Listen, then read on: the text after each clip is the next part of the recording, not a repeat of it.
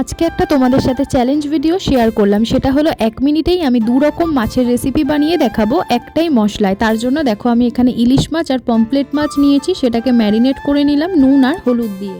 এইবার একটা মশলা বানিয়ে নেব, দিয়ে দেবো কাঁচা লঙ্কা, কালো সর্ষে, সাদা সর্ষে, দিয়ে দিলাম পোস্ত আর রসুন, দিয়ে মশলাটা ভালো করে বেটে নেওয়ার পর তেলের মধ্যে ইলিশ মাছগুলো প্রথমে আমি ভালো করে ভেজে নিলাম। সেই তেলের মধ্যে দিয়ে দিলাম কালো জিরে ফোড়ন, বেটে রাখা মশলা, কাঁচা লঙ্কা চেরা, ফেটিয়ে রাখা দই দিয়ে ভালো করে নেড়েচেড়ে নেবার পর স্বাদ মতো নুন দিলেই ইলিশ মাছটা দিয়ে দেব।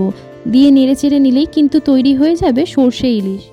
আবারও কড়াই সর্ষের তেল দিয়ে পমফ্লেট মাছগুলো ভালো করে ভেজে নেব। তেলের মধ্যে দিয়ে দেবো পেঁয়াজ কুচি, টমেটো কুচি, কাঁচা লঙ্কা, দিয়ে বেটে রাখা মশলা দেব, কিছু গুঁড়ো মশলা দিয়ে ভালো করে মিনিট 5 কষিয়ে নেবার পর ভেজে রাখা পমফ্লেট মাছগুলো দিয়ে ওপর থেকে ধনেপাতা কুচি ছড়িয়ে দিলেই তৈরি হয়ে যাবে পমফ্লেট মাছের ঝাল। ভিডিওটা ভালো লাগলে লাইক করো আর কমেন্ট করে জানিও কেমন লেগেছে। বা